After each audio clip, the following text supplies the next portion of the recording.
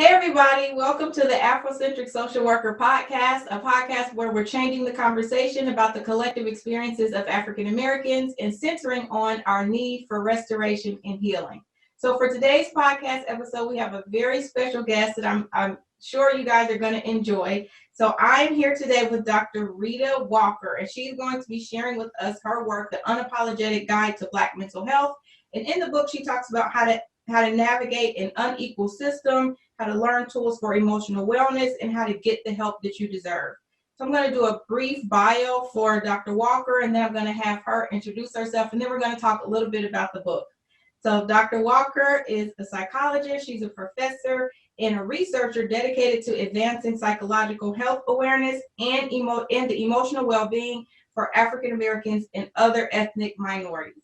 So Dr. Walker, thank you so much for being a guest on the Afrocentric Social Worker Podcast.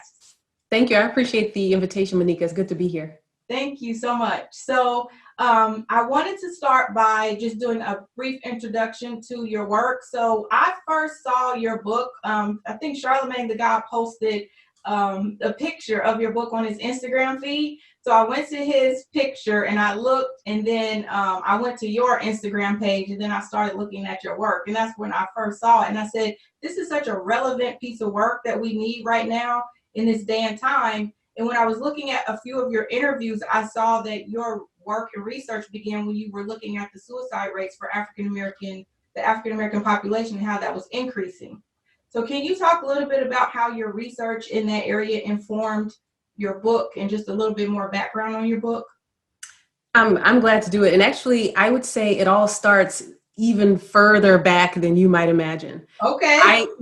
Being a Black woman growing up in the South, I mean, my reality was that of a Black person. So I'm a Black woman before anything else. Yeah. And I decided to pursue the PhD in clinical psychology, in part because when I was an undergraduate student, I just didn't feel like our reality was represented in the textbook. You know, the way that they talked about depression, there just seemed to be something missing. And so when I, enrolled at Florida State to get the doctoral degree, in my mind, I was thinking, okay, I'm going to help to shift the conversation, kind of like what you've been trying to do, shift the conversation so it could include more of us. Absolutely. And I was interested more so in depression.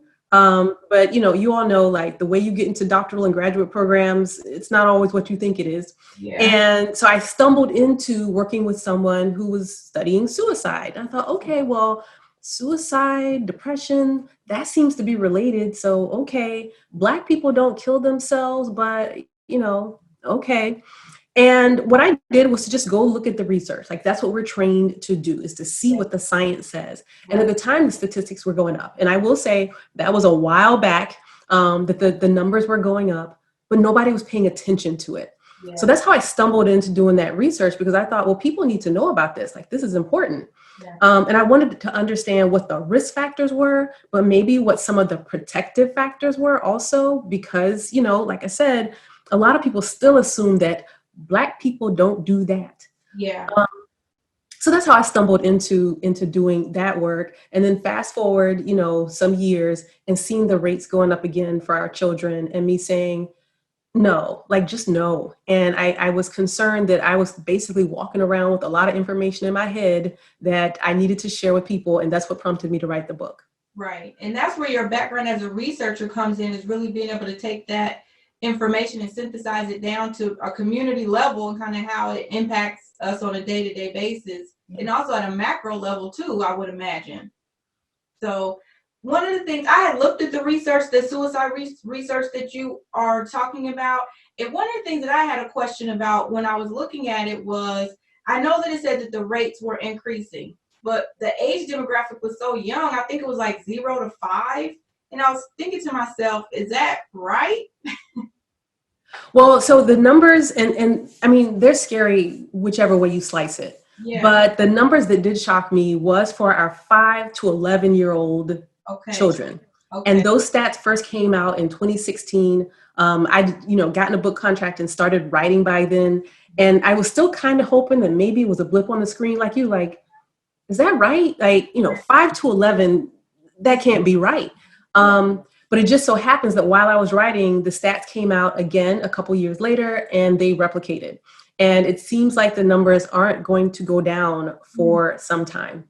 Now, one of the things that I was wondering when I was looking into it, do you know, are they including accidental death for that 5-6-year-old demographic? Because that's what I was wondering. No, that's a different age group. And so when deaths are counted, they look at accidental deaths. They look at deaths that are determined to be suicide. They look at homicide. They look at natural causes of death. And then there is also an undetermined category. Mm-hmm. Interestingly, and my team has done some work with this, Black people are more likely to be represented in the undetermined or we don't know what happened category, relatively speaking, than other groups. Okay. So I am honestly suspicious, and some of the statistics would suggest this, that even if it says undetermined or we don't know, that those could be suicide deaths.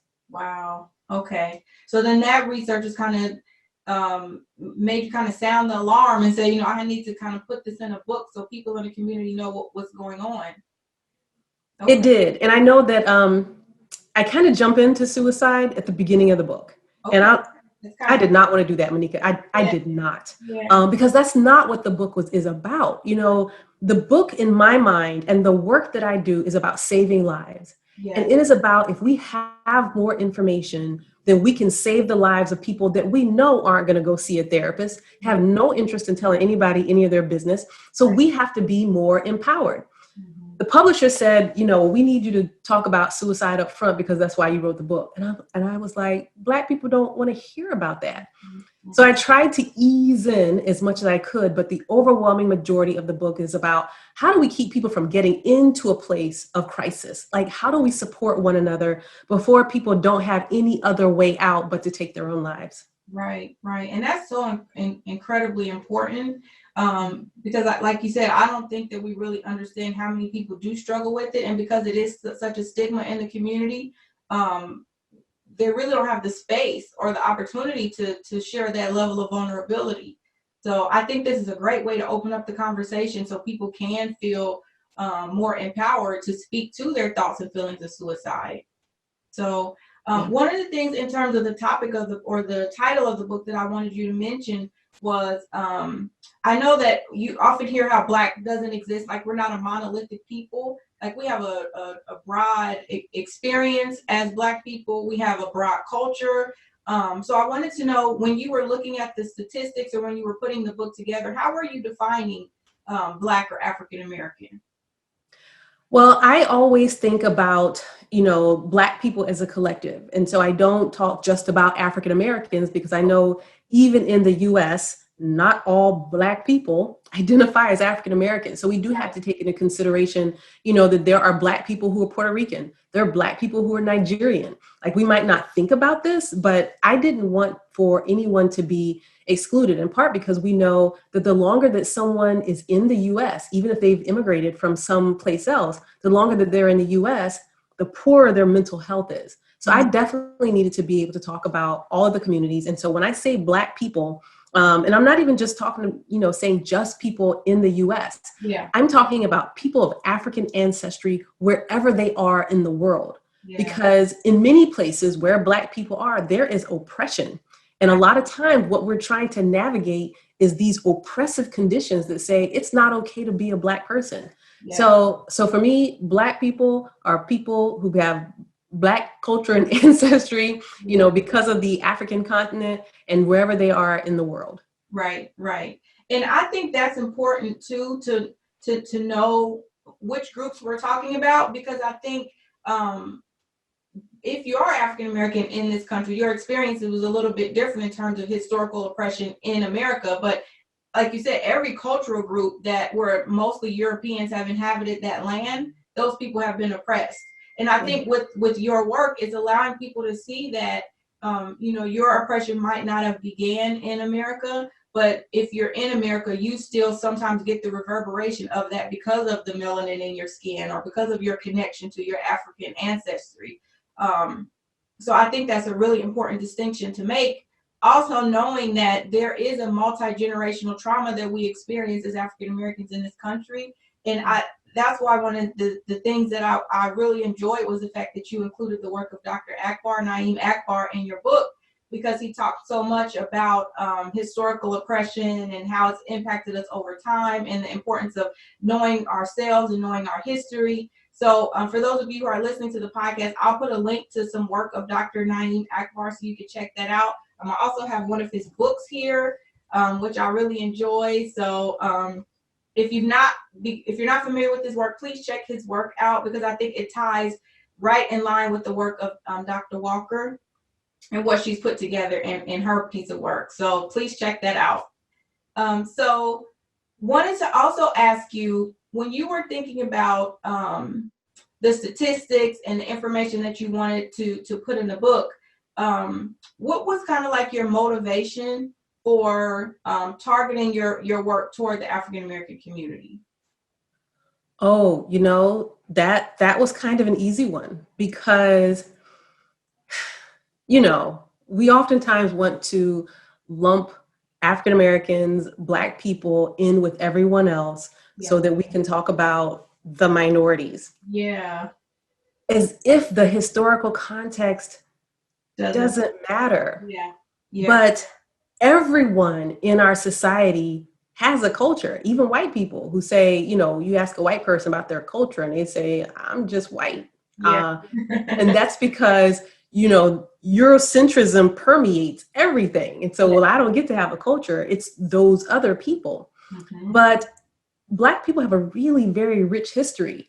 And, that's what Dr. Akbar talks about. It's just this rich history that if we knew, from knowing ourselves, if we knew where we came from, we wouldn't allow ourselves in 2020 to be subjected to the kinds of oppression that we've experienced. We would know ourselves and we would know our community so that we could connect with the community.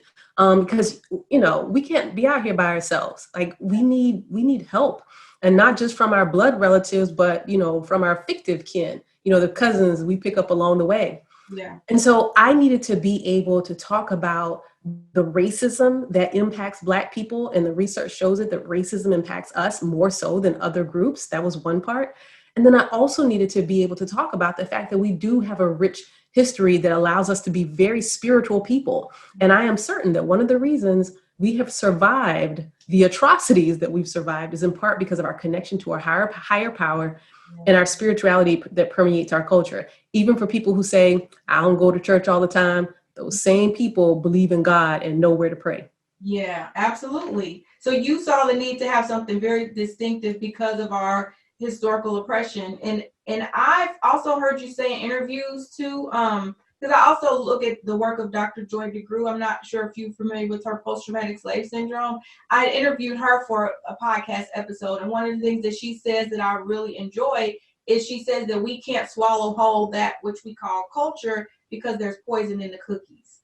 So everything that exists within our culture, and I've heard you mention this before, is that same sentiment. Everything that we've adapted and adjusted to is not good for us. And it's not something that we should continue to carry forward in the culture. And some things we need to get rid of in terms of our diet and how we relate to each other in a family context. So I think that's really important, kind of considering the fact that, there's a large breadth of research that's been done around ways to kind of distinctively manage and talk about our issues. And I think that your book is just an added addition to that conversation that we need to begin expanding in the community. Yeah. So I think that's very important work. Thank you. So one of the other questions that I wanted to ask you is, when we were talking about making the distinction, I think you told a story about your uncle when he had read your book, and he was thinking that it was going to be a lot of technical jargon, a lot of professional jargon, but then once he read the book, he saw that it was for regular people, layman people. And I know that you were intentional about writing the book in that way, because I've heard you say that before, that your publisher said, you got to bring it down to where the people can get it. And you wrote the book in the way that anybody can get it. So I wanted you to talk a little bit more about that. One is kind of a two-part question. How do you see individuals using your book? And then how do you see professionals such as clinical social workers, counselors, and psychologists using your book? Thank you so much for watching this clip from the Afrocentric Social Worker podcast. I really appreciate it. Another way for you to show your support is to subscribe to my YouTube channel. You can also donate to the channel by clicking the link in the description.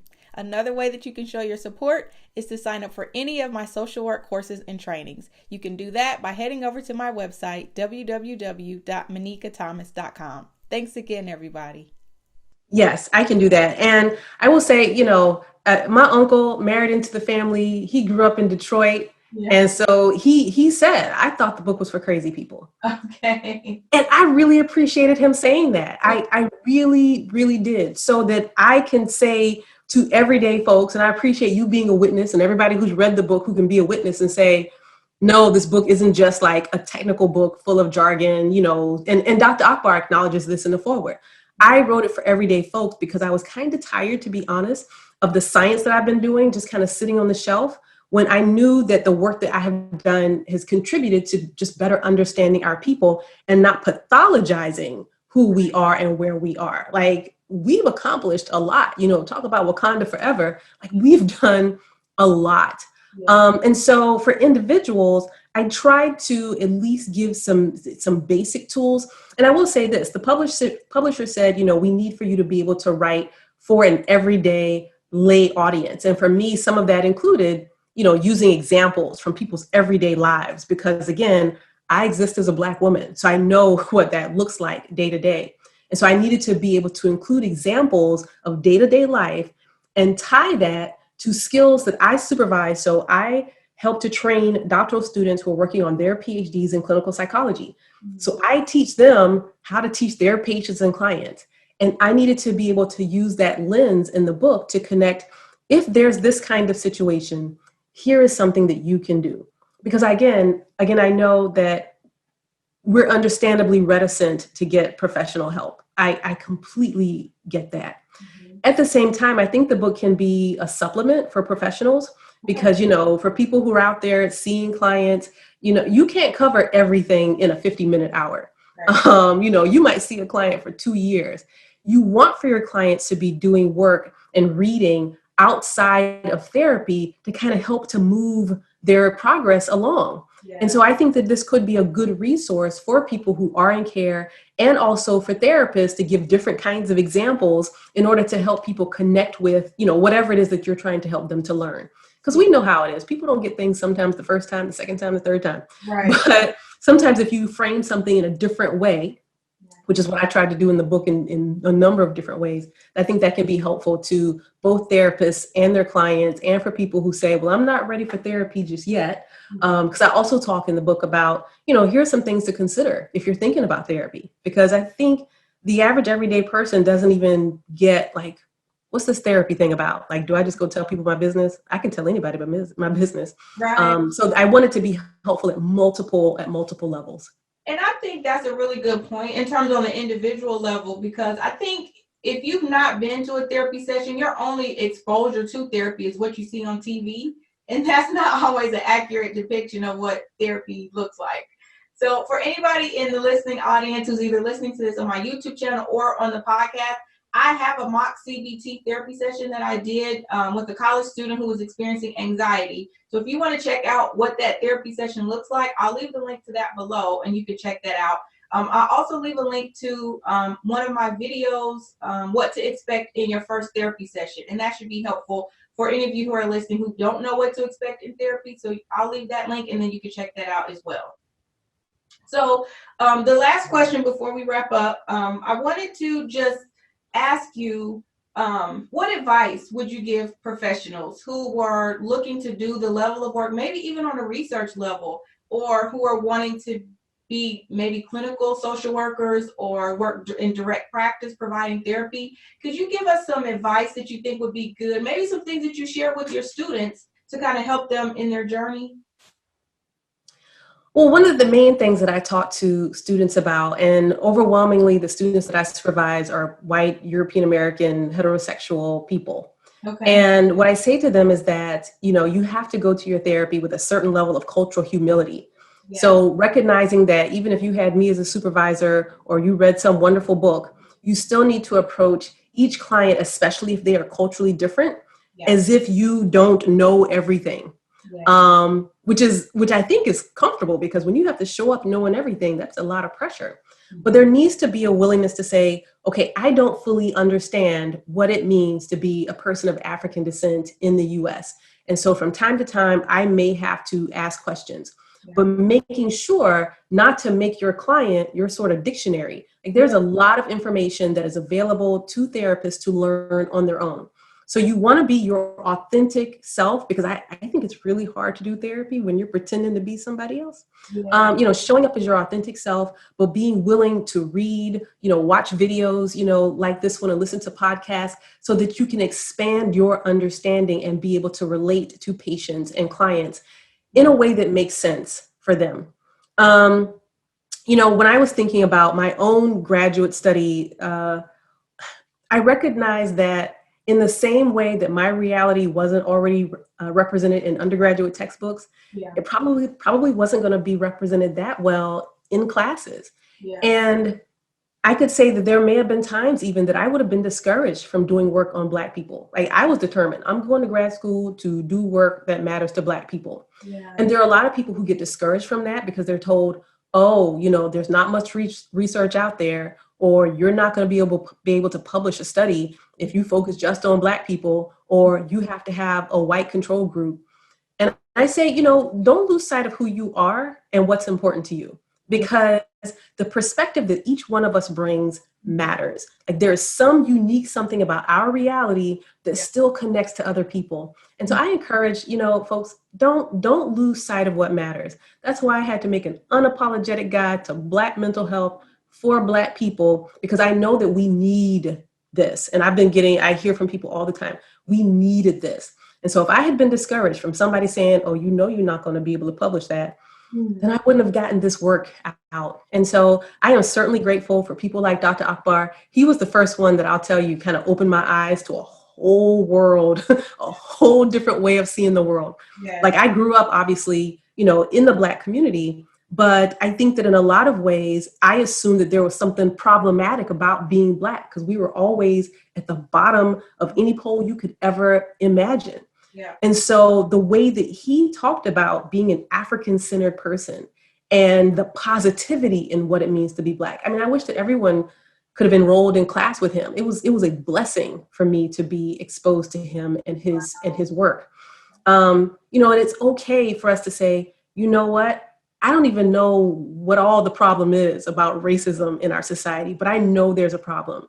And so you sometimes will have to create a space for yourself in the way that I did in a lot of ways. You create a space for yourself and say, I'm going to be self-educated enough to do the work that needs to be done. Open up for you. Now, in your journey, did you find any points of isolation where maybe you weren't as encouraged that the work would either resonate with people, or that you were on the right path? That's a good question. Because I will say that maybe more so in undergrad, but I didn't even bother. As an undergraduate student, I was just like, oh, well, that doesn't have nothing to do with me, but I will get my A and I will keep it moving. And that's one of the things that I talk to my son about, is that there's an answer and then there's the answer they're looking for. You need to know both.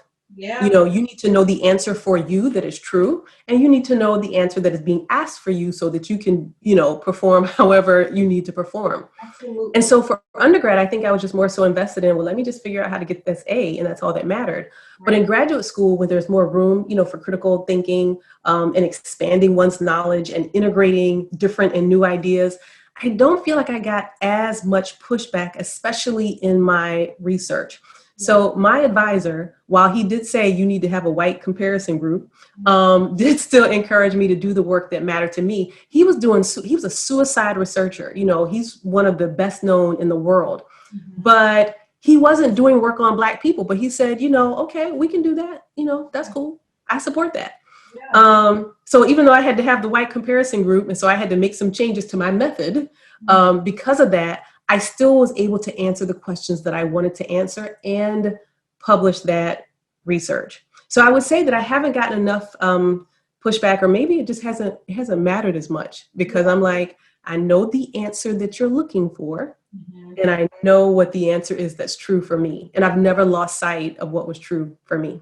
And that's when you talk about that navigating those systems. I think that's what that looks like, is always having to take two sets of notes. I heard it referred to, or knowing your answer for your culture and then the answer for the book or the test. So, and that's the navigating that we have to be able to do, knowing that our history and our culture might not always be reflected in what we have to regurgitate or recite in our studies. But like you said, that self-knowledge and self-awareness, being able to do work on your own time, is how we maintain that level of knowledge and insight that we need to kind of keep ourselves grounded and conscious around our lived experience. So I think that's crucial. I think that's great. Thank you so much for sharing that advice. And one last thing before we go, because we have about 6 minutes or so left for the episode. So I wanted to know, in terms of the research that you did for suicide, what do you think is one of the biggest takeaways in terms of how we can better inoculate the community or protect it against those risk factors? Or what should clinicians be looking for when we're having these conversations around suicide? That's a good question, because I think that oftentimes we assume in the community that, like, ooh, depression, I don't have time for that, or depression, or anxiety, maybe I have a little bit of anxiety, but we have normalized, we have made it so normal to worry ourselves to death. Yeah. And to be just sick and tired of being sick and tired. Like, that has become normal for us. So much so that we just think we're supposed to be suffering. Like, we're not supposed to thrive. Right. And that's sad and problematic. And I do want for people to take that away. Like, from the book, I talk about, what depression can look like. And I talk about it in ways that I think that are culturally relevant for us. Like, somebody being irritable and agitated all the time, that's not normal. And even if that person says, well, I'm just like this. Yeah. Are you really happy or content with your life? Yes. And so I do want people to recognize that that's problematic, but then also that sometimes that doesn't escalate into suicide crisis because of what you were saying, with the buffers and the support that we have. So maybe I am someone who, worries myself to death about everything, and it's not okay. But there are times when I'm able to say, okay, well, I'm going to give it over to God, or, this isn't about me. And we're able to kind of unburden ourselves because of our connection to the community. And I have found that consistently, that even when we have similar levels of anxiety or worry or agitation or hypervigilance or sadness, even when it's comparable to that of white people, that for those of us who are able to connect with what it means in a positive way to be a Black person or to be a person of African descent, when we're able to connect with that, we don't see as much suicide vulnerability. We see more reports of having reasons to live. And so that's why, I believe in the culture. Even when people say, oh, I don't know nothing about Africa, which drives me nuts, by the way. Yeah. Even when those of us who say that, when we start to ask them some questions, they're like, oh, well, yeah. Well, yeah, I believe in God, and they wouldn't be caught saying they don't believe in God, because that's how much they have a healthy fear. That's part of being African. That's not random. And the thing about it is, it's sometimes just the subconscious things that we do that we don't even know that we have in common. Like when we smack our lips, when we do that, as an African root, and we don't even know that it does. But you will mostly see people, African Americans, people from African descent, who do that.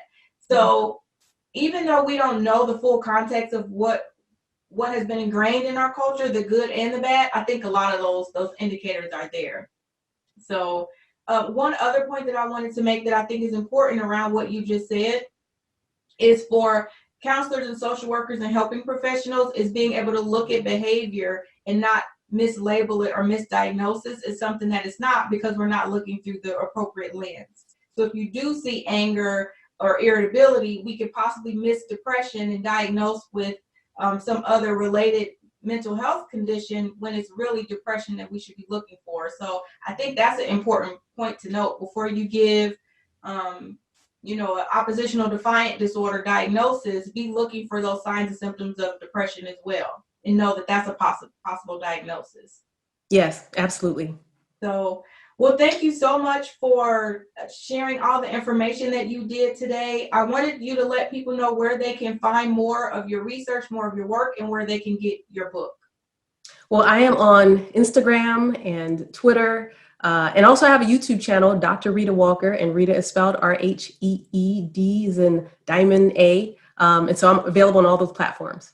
Okay, sounds good. Well, thank you so much for sharing this information. If you all have not picked up her book, I really suggest and recommend. I just started into the book, so so far I'm really enjoying it, and I think you all will too. I'm hoping that even if you're a clinical social worker or if you're an individual who are looking for methods and solutions for managing and understanding mental health from an African American perspective, I would definitely suggest Dr. Walker's book.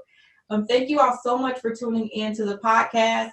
And as always, be well. Thank you so much for watching this clip from the Afrocentric Social Worker podcast. I really appreciate it.